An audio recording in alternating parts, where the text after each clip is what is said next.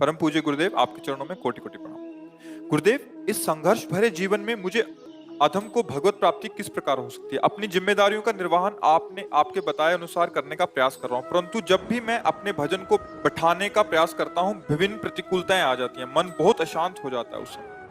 नहीं, प्रतिकूलताएं तभी हमें कष्ट देती हैं जब हम अनुकूलता का भोग करते हैं। अगर अनुकूलता का सदुपयोग कर दे तो प्रतिकूलता विक्षेप नहीं डाल सकती।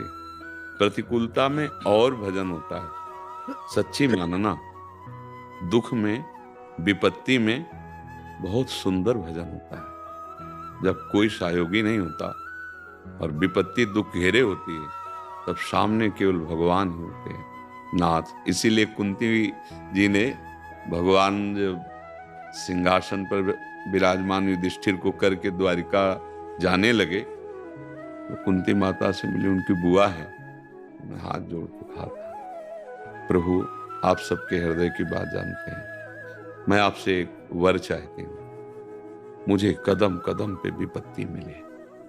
उनका आप ऐसा क्यों? बोले जब विपत्ति होती है तो मैं दौड़ती हुई आपको अपने सामने देखती हूँ। आज संपत्ति आ गई तो आप पीठ करके जा रहे हो, मुझे ऐसी संपत्ति नहीं चाहिए, मुझे वो विपत्ति चाहिए जिसमें आपका पीताम्बर फहरा रहा है आप हमारी तरफ। हम लोग संसार की मानवीय अनुकूलता के भोगी हैं तो विपत्ति भयावह लगती है, दुखद लगती है। नहीं, विपत्ति वो औषधि है जो भगवान से प्यार करा देती है। सच्ची मानना, जब कोई सहयोगी नहीं होता और आसपास हृदय देखता है कि कोई प्यार करने वाला नहीं, जिधर देखो उधर तिरस्कार, अपमान, तब एक गली दिखाई देती है, वो होती है कृष्ण की, वो होती प्रभु की। नाथ, अब तो बस जीत गया। तो मुझे तो लगता है कि विपत्ति और अपमान और तिरस्कार ये अमृत है। सम्मान और संपत्ति और नमस्कार ये फंसाने वाला विष है। महापुरुषों ने भी कहा, सम्मानम कल्याति घोर गर्लम नीचापमानम सुधा सुधा माने अमृत। क्यों हमें विपत्ति दुखी कर सकती है? क्योंकि हमारे लिए विपत्ति दुख में लग रही है, क्योंकि हमने सुख भोगा है अनुकूलता का, इसलिए दुख। क्यों हमें मृत्यु भयावह लग रही है? क्योंकि हम भोगों में भोग सुख करके जीना चाहते हैं। क्या है मृत्यु? ये कोई प्रवचन की बात नहीं है। जब वस्तु तत्व आ जाएगा हृदय में तो समझ में आपको आ जाएगा। अच्छा, विपत्ति और संपत्ति दोनों हमारे ही कर्म का परिणाम है। जो हमने अपने शरीर से शुभ कर्म किए तो संपत्ति सुख सम्मान के रूप में आते हैं, और जो हमने पाप कर्म किए वो विपत्ति दुख अपमान के रूप में आते हैं। तो जो बोया वही काट रहे हैं, परेशानी क्या है? बोए बबूल और चाहे दाग छुहारा, कैसे हो सकता है?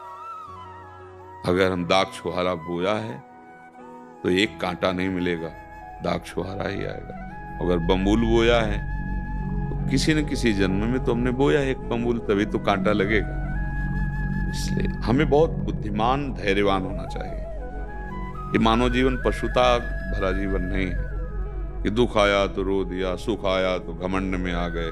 ये ऐसा बहुत गंभीर, जैसे नदियां समुद्र में जाती, उफान नहीं आ जाती और सब बंद हो जाए तो घट नहीं जाएगा, इंच भर नहीं घटेगा, समुद्र अपनी मर्यादा में। ऐसे ही भगवान का भक्त का हृदय होता है। भारी से भारी सुख समृद्धि में उसे अभिमान नहीं होता, और दुख विपत्ति में। पर यह जरूर है कि संपत्ति और सुख से बढ़कर दुख और विपत्ति में आनंद भरा है। ये कोई बुद्धिमान विवेकवान ही जान सकता है, अन्यथा ले। जहां प्रभुता मिली, मद आया, अहंकार आया तो शुरू हो गया मदिरा पीना, बेविचार करना, जुआ करना, प्रभुता प्रभुता। और जब विपत्ति घेरे हुए कोई कुछ नहीं तो फिर ऐसे आता है कोई प्रभु, है कोई भगवान, मेरा सहयोग कर दे। मुझे निश्चित निश्चित भगवान का मार्ग खुलना इसी में है। मुझे लगता है कि विपत्ति कोई दुखद वस्तु नहीं। अब जैसे किसी का बिछुड़ जाना, पुत्र का, पत्नी का, पति का, मित्र का, कोई भी प्रिय का, इसका नाम क्या है तुम्हें पता नहीं? मृत्यु लोक। सुना नहीं किस लोक के में तुम्हारा जन्म हुआ है? मृत्यु लोक। मृत्यु माने मरना। इसमें सबको मरना ही पड़ेगा।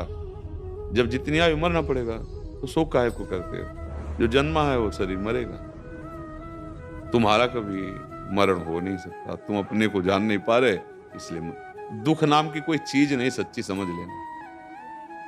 हम दुख मानते हैं, कल्पनात्मक हमें दुख प्राप्त होता है, क्योंकि हमने कल्पनात्मक सुख मान लिया ना। ये सब कल्पनात्मक ही तो है। विचार कीजिए, मुझे मेरा ब्याह हो जाए, मैं सुखी हो जाऊंगा, तो आप देख लो।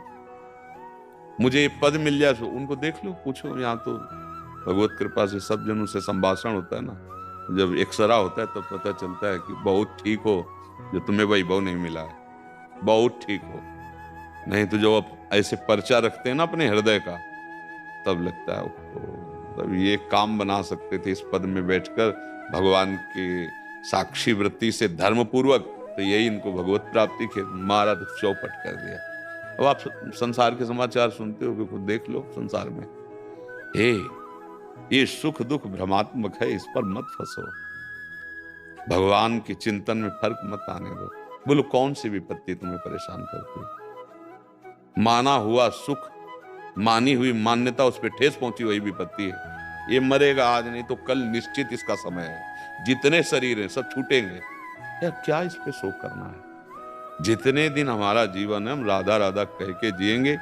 हमारे कर्मानुसार जो अच्छा या बुरा हमारे सामने पेश किया जाता है, हम कला सीखेंगे, ना अच्छे में फंसे ना बुरे में निकल जाए। ये बिल्कुल मुझे तो ऐसा लगता है कि बड़ी कृपा है, भगवान ने हमें पग पग पर विपत्ति दी।